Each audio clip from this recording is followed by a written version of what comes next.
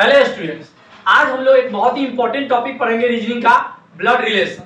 कोई भी एग्जाम हो, चाहे वो स्टेट गवर्नमेंट का एग्जाम हो, चाहे वो सेंट्रल गवर्नमेंट का एग्जाम हो, ब्लड रिलेशन से एक क्वेश्चन आते ही आते हैं। ठीक है, तो हम लोग देखेंगे कि कैसे सॉल्व करने का तरीका क्या है जिससे कि आसानी से सॉल्व हो जाए। ठीक है, एग्जाम्पल से हम समझते हैं। ठीक है, पहला पार्ट में समझेंगे पजल फॉर्म। अब देखिए पजल फॉर्म में कैसा क्वेश्चन आता है, एक ट्री जैसा, जैसे कोई एक फैमिली दिया हुआ है, उसमें बोल रहा है कि A is the husband of B, C is the son of A, D is the daughter of B, F is the daughter of G, C is the father of B। और ये सवाल हमसे पूछे क्वेश्चंस कि A और F में क्या relation है, C और B में क्या रिलेशन है, G और B में क्या रिलेशन है।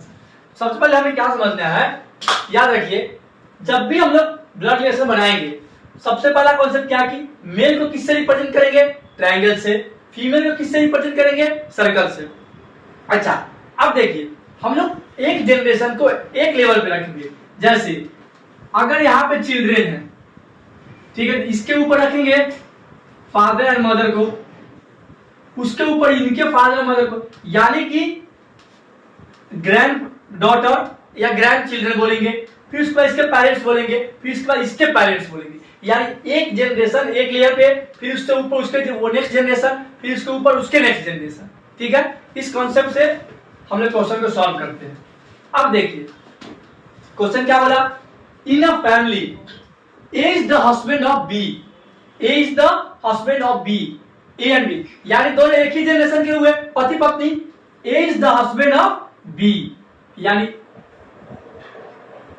इसके अंदर A हमने बैठा दिया, मेल है, हस्बैंड है तो मेल है, और प्लस से साइन करेंगे दोनों मैरिज है। A एंड B, ये किसका हस्बैंड है, B का। देखिए A मेल हो गया, B फीमेल हो गया, पति पत्नी दैट मींस अगर ये लोग शादीशुदा है हम लोग प्लस साइन से इंडिकेट करते हैं, दैट मींस ये दोनों मैरिड है। ये हो गया वाइफ, ये हो गया हस्बैंड। ठीक है, अब देखिए A is the husband of B, यानी A हस्बैंड है किसका, B का। C is the son of A, C is the son of A, यानी C is the son of A। अब देखो क्या बोला, C is the son of A, C बेटा है किसका, A का बेटा है, दैट मींस कि मेल होना चाहिए, सन है तो, और इसके नीचे जस्ट इन दोनों का बेटा हुआ, इन दोनों का ही तो सन हुआ, इसका मतलब ये जस्ट इसके नीचे लिखेंगे। ठीक है, अब D is the daughter of B, D is the daughter of B, यानी D बेटी है किसकी, B की। अब देखो D हो गया, B की डॉटर हो गए। अब देखिए A बेटा है C का, सॉरी C बेटा है A का, D बेटी है B का। अब मुझे बताइए ये दोनों पति पत्नी है तो ये दोनों आपस में भाई बहन हुए कि नहीं, ये इसकी बेटी है, D B की बेटी है, C A का बेटा है। ठीक है, ये दोनों पति पत्नी है तो इन दोनों के पेरेंट्स सेम हुए कि नहीं, सेम हो गए। अब क्या बोल रहा है, F is the daughter of G, F is the daughter of G, यानी कि F किसकी बेटी है, G की। अभी G के बारे में पता नहीं है कि मेल है कि फीमेल है। अब देखिए अब बोल रहा है C is the father of F, ये जो C है वो किसके पिता है, C F के पिता है, यानी कि C किसके पिता हुए, F के फादर हुए। अब लेकिन यहाँ पे क्या था कि G की डॉटर कौन है, F है, इसका मतलब है कि इसकी बीवी होनी चाहिए G। अगर ये G की बेटी है, G की बेटी F है और F के पिता C है, इसका मतलब कि ये दोनों पति पत्नी होंगे, तभी तो ये दोनों के चिल्ड्रन होंगे। ये बोल रहा है कि F के पिता C है और G की बेटी कौन है, F है। अगर F पिता है इसका मतलब G क्या होगी, G को फीमेल होना पड़ेगा, ये इसकी मॉम होगी, तभी तो पॉसिबल है ना कि इन दोनों के चिल्ड्रन सेम हुए।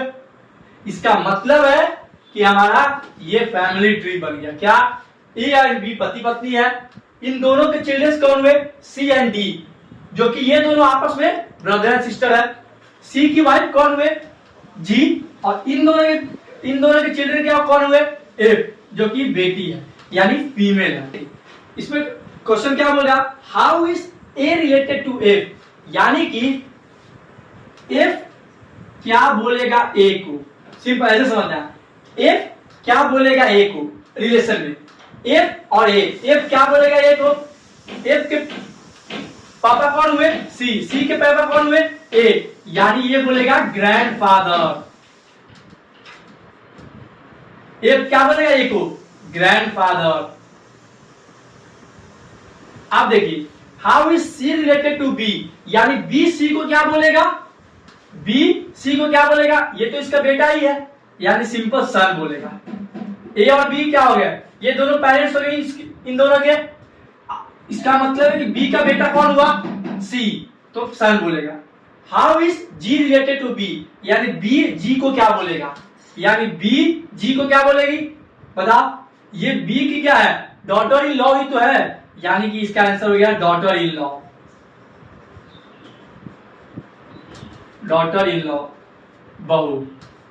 देखो इन दोनों का बेटा कौन था सी, और सी की पत्नी है कौन जी, इसका मतलब है ये क्या हो, ये इसकी माँ, ठीक है, इसका मतलब इसकी भी क्या हो गई, ये सास हो गई, ठीक है, यानी मदर इन लॉ। यहां हम बोल सकते हैं कि बी जी को क्या बोलेगी, ये मेरी डॉटर इन लॉ है। क्या आंसर हो गया डॉटर इन लॉ। क्वेश्चन हमेशा पीछे से पढ़ना बैकवर्ड से, जैसे how is A related to F, यानी एफ ए को क्या बोलेगा, how is B C related to B, यानी बी सी को क्या बोलेगा रिलेशन के संदर्भ में। How is G related to B, यानी बी जी को क्या बोलेगा, यानी उल्टा बी को अगर बुलाना हो तो जी कौन है, उसकी कौन लगेगी, क्या बोलेगी ये कि मेरी डॉटर इन लॉ है। एफ और ए में एफ क्या बोलेगा ए को कि ये मेरे ग्रैंडफादर है, ठीक है। ऐसे सॉल्व करते हैं, इसको पहले आप लोग लिखिए और इसके कुछ एग्जांपल्स देखते हैं। क्या बोला B is the son of C, C का बेटा कौन हुआ बी, लेकिन क्वेश्चन में क्या बोला कि सी बी की मदर नहीं है, इसका मतलब ये कौन हुआ इसके फादर हुए, तो हमें क्या करेंगे इसको ट्रायंगल में रिप्रेजेंट कर दिए। अब बोल रहा है A and C are married couple, यानी ए एंड सी क्या है पति पत्नी है, मैरिड कपल। अगर सी हस्बैंड है ए को क्या होना पड़ेगा, ए अगर सी मेल है ए को हर हाल में फीमेल होना पड़ेगा, तभी ये मैरिड कपल हो पाएंगे। जैसे क्योंकि इसमें दे दिया कि ए और सी शादीशुदा है, दैट मींस अगर उसमें सी फिक्स हो गया कि मेल है, इसका मतलब ए को हर हाल में फीमेल होना ही पड़ेगा, ठीक है। अब देखो F is the brother of C, F is the brother of C, C का भाई कौन है एफ, भाई है तो क्या करेंगे हम लोग ट्रायंगल रिप्रेजेंट कर दिए, और भाई और बहन एक ही जनरेशन का हो गया तो हमने एक जनरल लेवल पे रिप्रेजेंट कर दिया, यानी सी और एफ क्या हो गया ब्रदर हो गया, सी ए का क्या है हस्बैंड, ठीक है। अब देखिए is the daughter of A, sorry D is the brother of E, D is the brother of E, D is the brother of E. अभी साइड में लिखते हैं क्योंकि वहां पर रिलेशन नहीं पता कौन किसका है, तो इशारा दिया D is the brother of E, यानी डी किसका भाई है ई का, यानी दोनों सेम जगह से भाई बहन है, यानी ई का भाई कौन हो गया डी, अगर भाई है दैट मींस ये मेल होगा। अभी ई का एग्जैक्ट नहीं पता कि मेल है कि फीमेल है। अब आगे देखते हैं इज द डॉटर ऑफ ए, ई ए की डॉटर है, इसका मतलब है कि ये फीमेल डॉटर हुई तो, और देखो डी, डी और ई क्या है भाई बहन हो गए, डी और ई भाई बहन है, और बोल रहा है इज द डॉटर ऑफ ए, ई किसकी बेटी है ए की डॉटर है, यानी कि ए एंड सी कपल थे, सी का बेटा बी है, ए का बेटा डी और बेटी ई है, इसका मतलब ये तीनों क्या हो गए, ये तीनों भाई बहन हो गए, इनके पेरेंट्स कौन कौन हो गए ए एंड सी, ठीक है। तो हम लोग क्या बोल सकते हैं कि डी बी डी ये दोनों भाई भाई हो गए, और बी डी और ई क्या ये ई बहन हो गई इन दोनों की, इन दोनों के पेरेंट्स फादर हो गया सी और ए हो गए मदर हो गई। एफ कौन है सी का भाई है, ठीक है। अब क्वेश्चन क्या पूछ रहा है how many children does A have, यानी ए के पास टोटल कितने बच्चे हो गए, कितने हो गए 1 2 3, टोटल 3 बच्चे हो गए, यानी ए के पास टोटल 3 बच्चे हो गए। अब देखो who is the mother of B, B की मॉम कौन है, यानी बी का मदर कौन है बताओ आप? ये देखो बी का मदर ए है, ये इसके फादर हो गया, बी का फादर सी एंड बी का मदर ए हो गया इसका मदर। ठीक है, total male members in the family, total male members कितने हो गए? 1 2 3 4, 4 मेल मेंबर हो गए एंड 2 फीमेल मेंबर हो गए। सिंपल ऐसे पजल टाइप वाला क्वेश्चन जब भी आए क्या करेंगे, हम एक फैमिली ट्री बनाएंगे, उससे पूरा ट्री बनाएंगे, उससे रिलेशन ढूंढेंगे क्या क्वेश्चन में पूछा है। जैसे इसमें पूछा ए के कितने बच्चे थे, टोटल 1 2 3, टोटल मेल कितने हो गए 1 2 3 4। अब मुझसे पूछता कि सी और ई में रिलेशन क्या था, तो how is C related to E, यानी ई सी को क्या बोलेगा, फादर बोलेगा, फादर ही बोलेगा। अगर पूछता है ई और ए में क्या रिलेशन है तो मदर बोलेगा ई और बी में क्या रिलेशन है तो ब्रदर, ई बी को क्या बोलेगा, ब्रदर बोलेगा। अगर पूछते कि बी ई को क्या बोलेगा तो क्या बोलेंगे, सिस्टर बोलेगा। सिंपल, ठीक है, लिखिए आप लोग। अब देखिए नेक्स्ट एग्जांपल क्या है, A is the brother of B. ठीक है, ए किसका भाई है, बी का। A is the brother of B. अभी बी नहीं पता क्या है। अब देखिए C is the father of A, C के पिता कौन है, ए, यानी ये पिता है किसके, सी के। अभी सी नहीं पता है कि वो मेल है कि फीमेल है। D is the brother of E, D is the brother of E. D किसका भाई है, ई का, लेकिन ई के बारे में नहीं पता है कि वो मेल है कि फीमेल, तो साइड में लिखते हैं। अब देखिए E is the daughter of B, E किसकी डॉटर है, बी की। तो अब बी वाला यहां लेके आ जाएंगे, बी के नीचे क्या आ जाएगा, डी और ई। अब देखिए A is the brother of B, A किसका भाई है, बी का भाई है। C is the father of A, C का पिता कौन है, A. D is the brother of E, D is the brother of E, यानी ई का भाई कौन है, D. E is the daughter of B, यानी बी की बेटी कौन है, डॉटर कौन है, ई है। अच्छा, ये मेरा फैमिली ट्री हो गया। अब बी और सी के बारे में नहीं पता है कि मेल है कि फीमेल है। ठीक है, अब क्वेश्चन क्या पूछा है, how is B related to D, यानी डी बी को क्या बोलेगा, यानी डी बी को क्या बोलेगा। अब देखो ई किसकी डॉटर है, बी की डॉटर है, और ई का भाई कौन है, डी। यानी एक बात कंफर्म हो गया कि ये इसके पेरेंट्स है। अगर ये ई बी की डॉटर है, ठीक है, और ई और डी आपस में भाई बहन है, इसका मतलब है कि इन दोनों के पेरेंट्स तो बी है, और या तो मदर है या तो फादर है, कुछ भी हो सकते हैं, ये हमें नहीं पता है। इसका मतलब है कि डी बी को क्या बोलेगा, डी बी को क्या बोलेगा, या तो मदर या तो फादर। यानी बोल सकते हैं पहले का आंसर क्या हो गया, या तो मदर, इधर मदर और फादर, क्योंकि ये हमें क्लियर पता ही नहीं है कि बी मेल है कि फीमेल है। ठीक है, अब देखिए दूसरा क्वेश्चन क्या, who is the uncle of D, यानी डी के अंकल कौन है, डी। अब देखो डी के पेरेंट्स तो ये है, ठीक है। अब देखो ये और ये दोनों क्या है, ए और बी। A is the brother of B, यानी ए बी का भाई है। इसका मतलब है कि ये क्या हो गया, ये पेरेंट्स भाई को अंकल बोलते हैं, तो क्या बोलेंगे कि ये इसको क्या बोलेगा, अंकल बोलेगा। यानी डी के अंकल कौन है, ए है। डी के अंकल कौन हो गया, ए हो गया। ठीक है, अगर पूछता है कि बी मेल है या फीमेल, नहीं पता, सी के बारे में नहीं पता। ठीक है, लिखिए आप, जिसके बारे में एग्जैक्ट पता हो कि वो मेल है कि फीमेल है, तो वही हम एग्जैक्ट बता सकते हैं कि मेल है या फीमेल है। जिसके बारे में नहीं पता हो तो हम लोग लिख देंगे नॉट, हमें पता ही नहीं है। ठीक है, ये लिखिए आप लोग। अब देखिए नेक्स्ट एग्जांपल क्या कह रहा है, B is the husband of P, यानी बी किसका हस्बैंड है, पी का। यानी पी तो हो गई फीमेल, इसका हस्बैंड कौन है, बी। अब देखिए बी इज द हस्बैंड, ये हस्बैंड है, B is the husband of P, तो एक ही जनरेशन के हुए हस्बैंड और वाइफ। अब देखिए Q is the only grandson of E, यानी Q is the only grandson, तो मेल हो गया ग्रैंडसन मीन्स, और ई सबसे ऊपर हो गया, ग्रैंडसन में 3 जनरेशन 2 जनरेशन ऊपर हो गया। Q is the only grandson of E. तो ये क्या बोला, ई का ग्रैंडसन Q है ओनली, यानी सिर्फ और सिर्फ ये ग्रैंडसन है।